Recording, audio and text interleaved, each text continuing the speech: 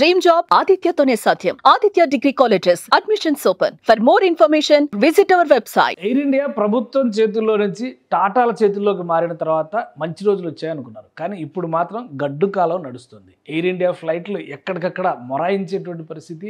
అహ్మదాబాద్లో జరిగినటువంటి ప్రమాదం తర్వాత ఎయిర్ ఇండియా ఫ్లైట్లు ఎక్కాలంటే భయపడేటువంటి స్థితి ఇప్పుడు దాపురించింది. దానికి తగ్గట్టుగానే 2-3 రోజులుగా జరుగుతున్నటువంటి ఇన్సిడెంట్స్, హాంకాంగ్ ఫ్లైట్ విషయంలో జరిగినటువంటి స్వల్ప ప్రమాదం, అలానే 2 ఫ్లైట్లు గాల్లోకి ఎగిరిన తర్వాత మళ్ళీ వెనక్కి రావాల్సినటువంటి పరిస్థితి ఏర్పడడం, అటు ఇజ్రాయెల్తో యుద్ధం నేపథ్యంలో అమెరికా వెళ్లాల్సినటువంటి విమానం తిరిగి ముంబైలోనే ల్యాండ్ అవ్వడం, ఇవన్నీ వరుసగా చూస్తున్నాం. ఇప్పుడు తాజాగా శాన్ ఫ్రాన్సిస్కో నుంచి వస్తున్నటువంటి ఎయిర్ ఇండియా 180 ఫ్లైట్ టెక్నికల్ ఇష్యూస్తో కలకత్తాలో ల్యాండ్ అయింది.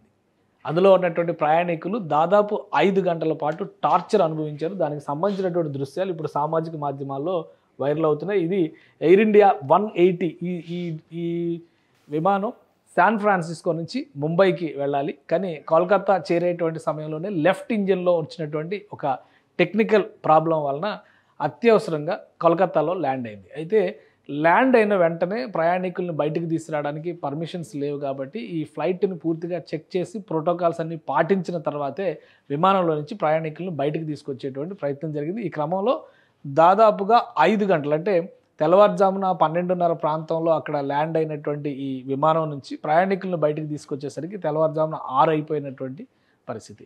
ఇదే కాదు, 2 రోజులుగా వస్తున్నటువంటి సోషల్ మీడియా పోస్టులు కూడా ఎయిర్ ఇండియాను బాగా ఇరుక్కును పెడుతున్నటువంటి వాతావరణం కనిపిస్తుంది. ఇది దుబాయ్ నుంచి జైపూర్కి వచ్చినటువంటి విమానంలో ఏర్పడినటువంటి ప్రాబ్లమ్స్ ఇది. ఈ విమానంలో కూడా సేమ్ 5 గంటల పాటు, అంటే దుబాయ్ నుంచి 3:30 గంటల్లో జైపూర్కి వచ్చేటువంటి విమానం ఇది. కానీ అందులో ఏసీలు పనిచేయడం లేదు. దీనిపైన కంప్లైంట్ చేసినా కానీ ఫ్లైట్ స్టాఫ్ ఎవరో కూడా సపోర్ట్ చేయలేదు. ప్రయాణికులందరూ కూడా విసునకర్రలు పట్టుకొని విసురుకుంటున్నట్టుగా పేపర్లు, కాగితాలు, అలానే మ్యాగజైన్లు పట్టుకొని గాలి కోసం వెంపర్లాడినటువంటి పరిస్థితి. ఇలాగే జైపూర్లో ల్యాండ్ అయ్యే వరకు వాతావరణం ఉందని మొత్తం వీడియోస్ చేసి తమ అభిప్రాయాలను చెబుతూ స్టాఫ్ అసలు రియాక్టే కాలేదు. ఆ బెల్స్ నొక్కినా కానీ ఒక్కరు కూడా రాలేదు. అన్ని సీట్ల దగ్గర బెల్స్, లైట్స్ వెలుగుతూ ఉన్నాయి చూడండి. అందుకనే అసలు ఎయిర్ ఇండియా ఎక్కొద్దు, ఎయిర్ ఇండియా పరిస్థితి చాలా దారుణంగా ఉందంటూ వీలు చేసేది. ఇది నిన్న జరిగినటువంటి ఘటన.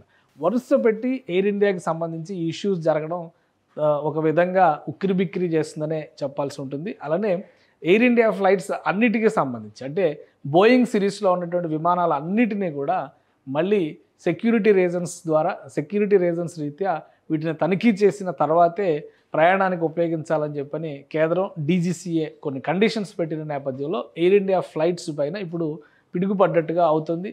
ప్రయాణికుల అవస్థలు అలానే కంటిన్యూ అవుతున్నాయి. మరోవైపు ఈ టెక్నికల్ ఇష్యూస్ ద్వారా వస్తున్నటువంటి సమస్యలు, టెక్నికల్గా ఏర్పడుతున్నటువంటి సమస్యలు ఎయిర్ ఇండియాని మరింత ఇబ్బంది పెడుతున్నాయి. ఎక్కువగా అమెరికా వెళ్ళేటువంటి ప్రయాణికులకి సంబంధించి, అంటే విమానాలు మాత్రం నిండుగా కనిపిస్తున్నాయి కానీ అందులో ఉండేటువంటి సౌకర్యాల విషయంలో మాత్రం చాలా దారుణమైనటువంటి స్థితిని ఎదురు చూడాల్సి వస్తుంది. మొన్నటి వరకు ఎయిర్ ఇండియాని భారత ప్రభుత్వమే నేరుగా రన్ చేసేది. ఆ తర్వాత ప్రైవేటీకరణలో భాగంగా టాటా గ్రూప్కి దీన్ని హ్యాండ్ ఓవర్ చేశారు. Tata group air India first start చేసింది టాటా సంస్థల నుంచే. కానీ ఏవియేషన్ రంగం మొత్తం కేంద్ర ప్రభుత్వ ఆధీనంలో ఉండాలనే ఉద్దేశంతో అప్పట్లో దీన్ని జాతీయం చేశారు.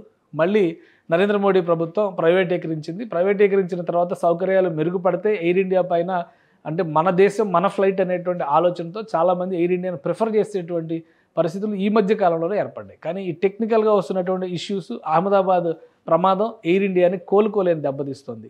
సుమన్ టీవీలో మీ పర్సనల్ అండ్ బిజినెస్ ప్రమోషన్స్ కోసం కింది నెంబర్కి కాంటాక్ట్ చేయండి.